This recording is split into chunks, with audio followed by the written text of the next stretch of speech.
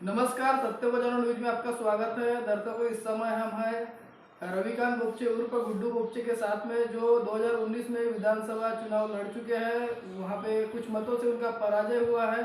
तो हम जानना चाहेंगे कि इनका राजनीतिक सफर कैसा रहा और राजनीतिक सफर के जरिए क्या क्या संघर्ष का सामना इन्हें करना पड़ा, कौन से चुनाव ये लड़े और वो पराजय कैसे हुआ, विजय क्यों नहीं हुआ, और आखिर इन्हें भाजपा छोड़ के राष्ट्रवादी पक्ष से विधानसभा क्यों लड़ना पड़ा। ये सारी बातें हम जानेंगे और आज समाज के लिए इनके काम किस रीति से है, क्या काम वो कर रहे हैं समाज के लिए, ये भी हम जानेंगे। और बीच बीच में हमारे कुछ सवाल रहेंगे, तो उन सवालों के साथ में आज हम हैं रविकांत गुड्डू बोपचे के साथ। तो पहला सवाल बोपचे जी, आपको ऐसा है कि कैसा रहा आपका राजनीतिक सफर और क्या क्या समस्याओं का आपको सामना करना पड़ा।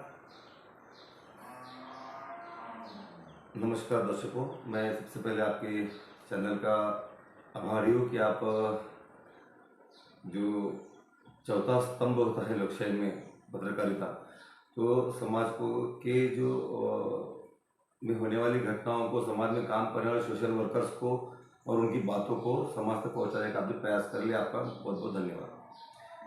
जैसा सब जानते हैं आप लोग कि मैं जिस परिवार से आता हूँ, मुझे राजकीय पार्श्वभूमि है और डॉक्टर खुशहाल बोपचे अभी कोई छोटा नाम नहीं है, बड़ा नाम है ये राजनीति में, हमारे जिले में, महाराष्ट्र में। इसलिए राजनीतिक पार्श्वभूमि लगे रहने के कारण चैलेंजेस भी उस लेवल के हैं मुझे, क्योंकि जब बड़ा नेता के घर में हम रहते हैं तो लोगों की अपेक्षाएं भी उनसे उतनी बड़ी होती है। और बोपचे साहब का राजनीतिक जीवन बहुत साफ सुथरा रहा है, नॉन करप्ट रहा है। अपने राजकीय जीवन में उन्होंने कभी भी किसी आदमी का दिल नहीं दुखाया है। जैसे आमतौर पर आज की पॉलिटिक्स हो गई है, कमीशन वाली राजनीति, वो सब राजनीति उन्होंने नहीं की। उन्होंने संघर्ष की, किसानों की राजनीति की है। तो एक बोपचे साहब का लड़का करके, क्योंकि उन्होंने जो नाम कमाया है उस नाम को कहीं कभी धक्का ना लगे, ऐसी एक अच्छी राजनीति, साफ सुथरी राजनीति करने का प्रयास मैं कर रहा हूँ। मेरी राजनीति की शुरुआत ये आपको भी पता है कि भारतीय जनता पार्टी से हुई है। बहुत कम समय में मैंने भारतीय जनता पार्टी में काफ़ी संगठन में अच्छे पदों पे काम किया है। RSS से जुड़ा हुआ था मैं पहले, वहाँ पे भी मैंने अच्छा काम किया है। मैं विश्व हिंदू परिषद में भी मैंने काम करा है। भाजपा में आने के बाद मैंने भाजपा में युवा मोर्चे का प्रदेश सचिव करके मैंने काम किया है, जो संभाजी पार्टी में लंगेकर अध्यक्ष थे। जब पंकजाताई मुंडे अध्यक्ष बनी महाराष्ट्र की, तब उनके साथ उपाध्यक्ष करके काम किया है। मैं महाराष्ट्र के 4 जिलों का प्रभारी एक साथ रहा हूँ। इतना अच्छा काम था मेरा। उसके बाद मैं युवा मोर्चा से निकल के मुझे पैरेनवाड़ी जिले में लिया गया। जिले में मैंने महामंत्री करके 2 टर्म काम किया, मतलब 6 साल काम किया है। तो तब के जो मेरे साथ के लोग हैं वो जानते हैं कि मेरे काम करने की शैली कैसी संगठन में है। पर दुर्भाग्य ऐसा है कि संगठन में जो काम करता है वो सिर्फ काम ही करते रहता है। राजनीति में 2 टाइप के नेता होते हैं, एक वो जो सिर्फ काम करते करते आगे निकल जाता है, और एक वो जो काम कुछ भी नहीं करता, बस सौभाग्य से उसी पदों के पीछे भागता है और उसको पार्टी टिकट देती है और वो अपने पद घुसाते रहता है। इसका मजेदार वजह ऐसा भी हो सकता है कि काम करने के लिए आजकल लोग नहीं मिलते हैं, तो पक्ष के सीनियरों को ऐसा लगता है कि काम कर रहे थे उसको भी करने दो ना, क्योंकि संगठन में काम करना है हर कोई नहीं जानता और हर कोई नहीं चाहता। तो जो चाहता है उसको भी वेटिंग पे रखते हैं, इसका देखेंगे बाद में, देखेंगे बाद में। और मुझसे वही काम कराया गया, मुझे काम करने में दिलचस्पी थी, इसलिए मैंने काम किया भी। पर जब हम काम करते हैं संगठन में तो लोगों के कई विषय हमारे पास आते हैं, तो उन विषयों को लेके हमको हाउस में जाना पड़ता है। पर तब ऐसा लगता है जब काम नहीं होते तो काश मैं इस हाउस में होता तो लोगों के काम मैं खुद करा के लाता। यानी आपका ये बोलना है कि अगर जनता का काम करना है तो हमें लोकसभा या विधानसभा का सदस्य अगर हम रहे तो हम और अच्छी रीति से काम कर सकते हैं, क्योंकि हम अधिकार होते हैं। बिल्कुल बिल्कुल बिल्कुल। लोकसभा हो, विधानसभा हो, जिला परिषद हो, पंचायत समिति हो, और कहीं मतलब जिस लेवल का, मान लीजिए काम पंचायत समिति का लेवल का आया है तो बत्ता आदमी को एक बार होता है कि यार मैं रहता हूँ खुद ही कर लिया रहता। मैं अगर वो काम अगर जिला परिषद लेवल का है और वो काम अगर नहीं हो रहा है तब ऐसा लगता है कि तुमने वो जीबी में सवाल क्यों नहीं उठाया, अगर मैं होता तो उठा लेता। तो ये एक तड़प रहती है। बड़ा काम है कोई तो ऐसा लगता है मैं असेंबली में रहता, उससे बड़ा काम है तो मैं पार्लियामेंट में रहता। मतलब चूंकि पॉलिटिकल घराने से हम लोग हैं तो हमारी वो इच्छाएं रहना, आकांक्षा रहना, ये बहुत जायज़ है। और मुझे तो राजनीति मेरा पैशन है, ये कोई मजबूरी तो है नहीं।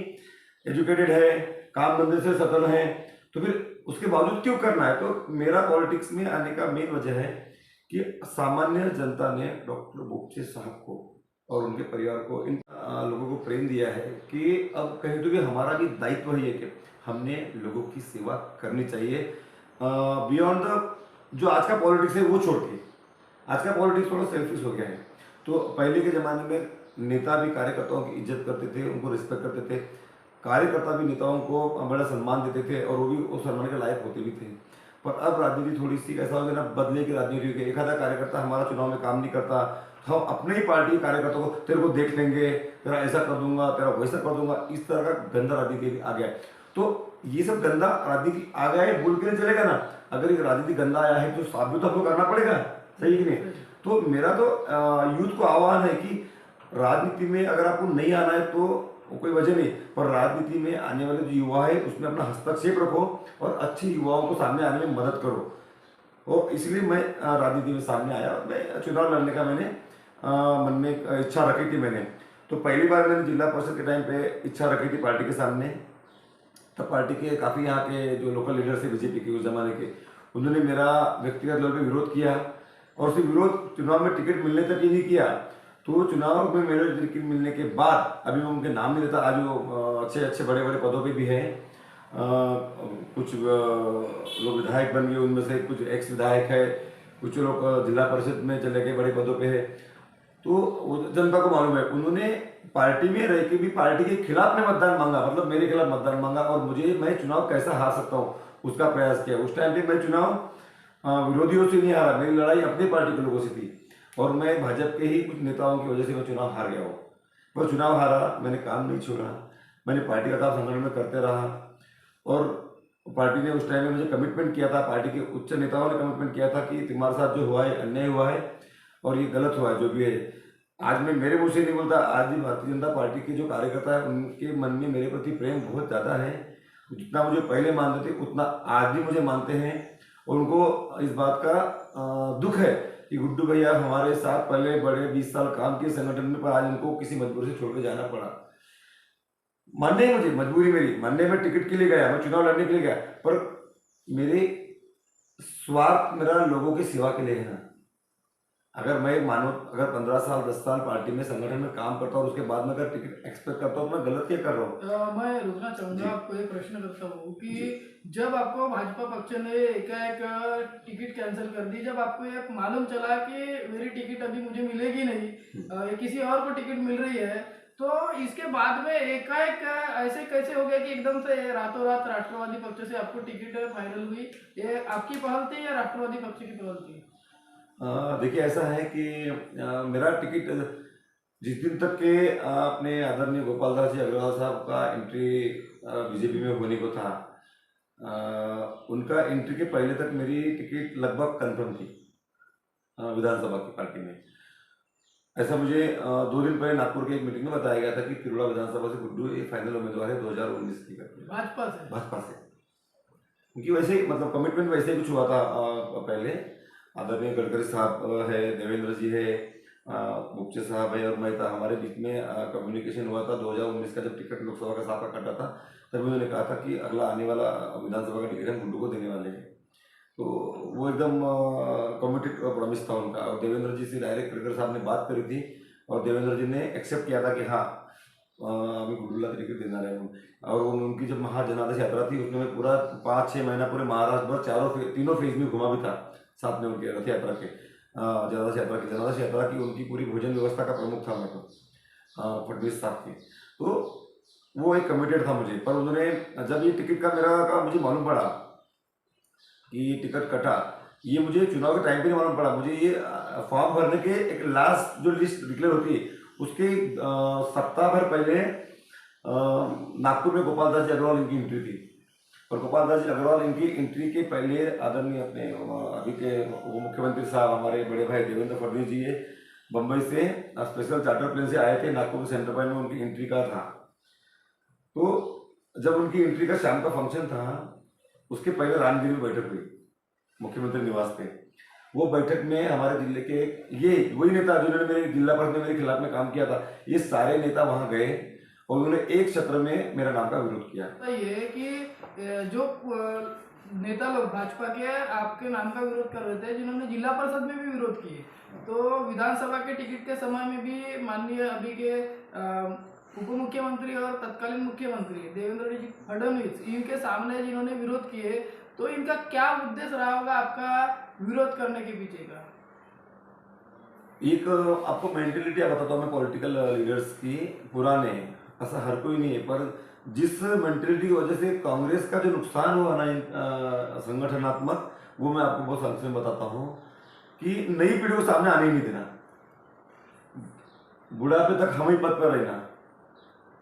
इसकी वजह से इस उनका छोटा मेंटेलिटी था कि ये कल का लड़का, ये आया कल एमएलए एमपी बन जाएगा, तो सामने चेयर पे ये बैठेगा, हमको पीछे बैठना पड़ेगा। ये छोटी सोच की वजह से पूरा ये बेड़ा गर्क हुआ, और वो नहीं चाहते थे कि मैं सामने आऊँ। यानी बोपचे साहब, उनके बाद उनका लड़का, क्या मेरा कहना है कि मैं राजनीतिक घराने से आता हूँ, ये मेरा डिस्क्वालिफिकेशन नहीं होना चाहिए ना। अगर मैं जनता में काम करता हूँ, जनता में जाता हूँ, मैं अगर अच्छा लड़का हूँ, तो मैं मेरा सिर्फ इसलिए विरोध नहीं होना चाहिए क्योंकि मैं एक नेता का लड़का हूँ। सही कि नहीं?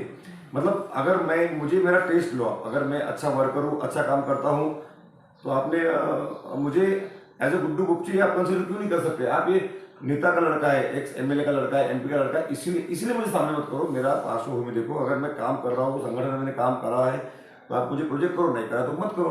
पर वो सोच इनकी, उस सोच की वजह से उन्होंने मेरा विरोध किया, ऐसा लगता है। मेरा सवाल ये था, फिर से आपको याद दिलाना चाहूंगा कि मैं अभी इसके पहले सवाल किया था कि जब भारतीय जनता पार्टी से आपकी टिकट एकाएक कटी, तो एकाएक राष्ट्रवादी पक्ष से टिकट कैसे फाइनल होगी रातों रात? क्या आपकी पहल थी या राष्ट्रवादी पक्ष की पहल थी, या आपकी और राष्ट्रवादी पक्ष दोनों की मजबूरी थी? क्या बात है?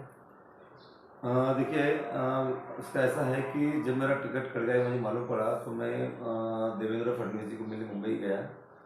वो गोपाल दास जी अग्रवाल मिलके एंट्री के लिए नागपुर आए थे। मुझे वही तभी मालूम पड़ा कि रामगिरी में बैठक हुई और जिले के कुछ नेताओं ने मेरा विरोध किया है। मेरा टिकट धोखे में, मुझे मेरे एक मित्र ने बताया जो उस मीटिंग में था रामगिरी में, फोन करे, गुड्डू तुझे टिकट धोखा का ले लिया है, थोड़ा त्वरित मुंबई जावा लगे। मैंने रातों रात टिकट बनाया, मैं मुंबई गया। देवेंद्र जी मुझे एयरपोर्ट पे भी मिले थे। उन्होंने मुझे जब उनका पूरा कार्यक्रम खत्म होने के बाद वो मुंबई जा रहे थे, तब वो मुझे एयरपोर्ट पे अप्रोच हुए जाते वक्त सिक्युरिटी चेक के पास। मैंने दादा बोला, मला उद्या 10 मिनटं तुम्ही द्या, 20 वर्षाला येतोय, मला काही बोलायचं आहे. ते म्हणले मला काही टेन्शन होऊ सगळं बरोबर होऊन जाईल. बोला ठीक है। लेकिन मैं गया मुंबई। मैं रात के 12 बजे मुंबई पहुंचा लास्ट फ्लाइट से। मैं सोने को मुझे 2 बज गए। फिर भी मैं सुबह उठा, आकाशवाणी में रुक के मैं डायरेक्ट वर्षा बंगले पे उनको मिलने के लिए अप्रोच किया, पर मेरे को उनसे मेरी मुलाकात नहीं हो पाई। जो भी कारण होंगे वो नहीं मिले, शायद उनको लग रहा था कि हम गुड्डू को टिकट नहीं दे रहे तो नहीं मिलना चाहिए अपन ने। मेरा ये मानना है कि हम किसी पार्टी में जब काम करते हैं और हम जिस नेता को मानते हैं, जिस नेता के लिए मैंने काम धंधे छोड़ के 3 फेज में पूरा महाराष्ट्र भर घुमा, अपने पैसे से घुमा, अपने गाड़ी से घुमा, अपना टाइम स्पेंड किया, क्योंकि मैं उस नेता को मानता हूँ ना, इसलिए घुमा था।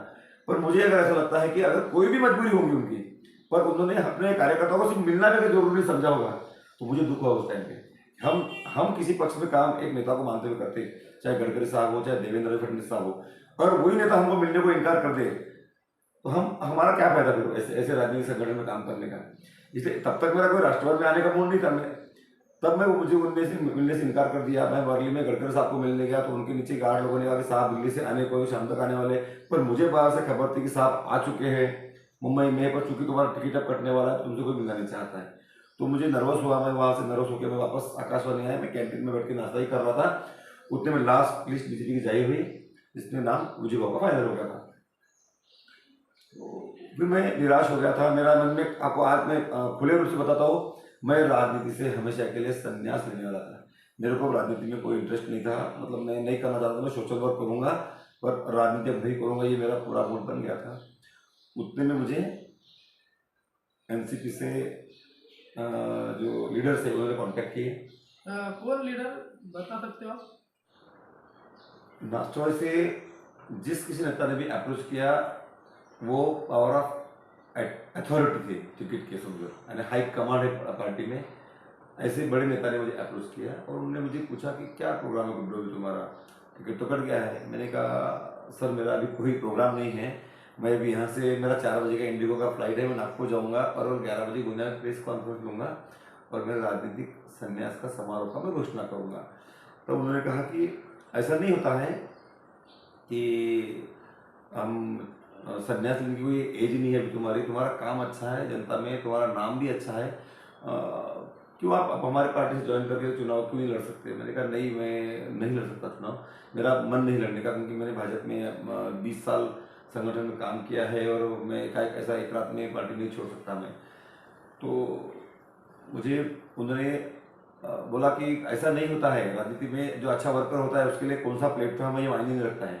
अगर आप अच्छे काम करते हो तो तुम भाजपा से करो, कांग्रेस से करो या राष्ट्रवादी से करो, कोई फर्क नहीं पड़ता इससे। और इस जिले में तो राष्ट्रवादी के वो बड़े नेता है जिनको किसी को पूछने की गरज नहीं है। आदरणीय हमारे नेता प्रफुल्ल पटेल साहब है, वो तो उस पार्टी के नेक्स्ट टू द मुखिया है, बराबर है। आज तो डायरेक्ट कार्याध्यक्ष बने हमारे पार्टी के, वो पवार साहब के बाद में, आदरणीय पवार साहब के बाद में। तो तब भी आदरणीय प्रफुल्ल पटेल साहब पार्टी के नेक्स्ट नेता भी उनकी गिनती आती थी। और अगर उनके तरफ से अगर मुझे अप्रोच कोई करता है तो समझ लो कि वो मेरा सौभाग्य था। तो मैंने सोचा कि हम अगर यहाँ रह के हम 10 लोगों को हमको सवाल करना पड़ता है, पूछना पड़ता है, मन्नतें करनी पड़ती, वहाँ तो एक माननीय प्रफुल्ल पटेल साहब और दूसरे हमारे नेता जैन साहब, बस 2 लोग हैं, 2 लोगों के अलावा कोई किसी को पूछना ही नहीं है वहाँ पे। तो और तुम्हारा काम अच्छा है तो तुम्हें हाँ बोलना चाहिए। पर मैं तब भी ना ही कहा था उनको, सिर्फ उन्होंने इतना कहा था कि अभी तुम वो प्रेस लेने का और हमारा अपना संन्यास लेने का निर्णय को लो मत, आप गोंदिया आओ, गोंदिया आने के बाद बैठते हैं, बात करते हैं और उसके बाद निर्णय लेते हैं, ऐसा उन्होंने कहा। फिर मैं मुंबई से आया गोंदिया और फिर बैठकें चालू हुई। तो हाँ ना चल रहा था थोड़ा सा। पर उनके पार्टी में भी अनेक लोग इच्छुक थे जो चुनाव लड़ना चाहते थे।